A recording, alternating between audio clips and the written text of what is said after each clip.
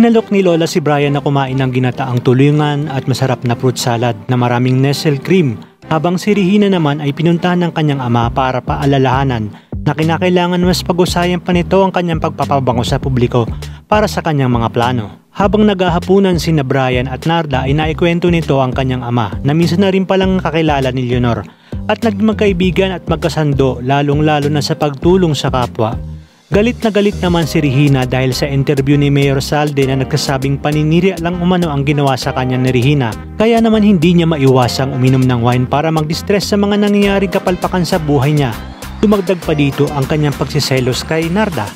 At sa pag-iisa ni Narda habang hawak ang puting bato ay muli niyang inalala ang mga aral na natutunan niya sa kanyang ina. Kinompronta naman ni Robles si Pineda kung anong nangyari sa suspect dahil sa biglaan nitong pagkamatay. Ngunit itinanggi naman ni Pineda na may kinalaman siya dito.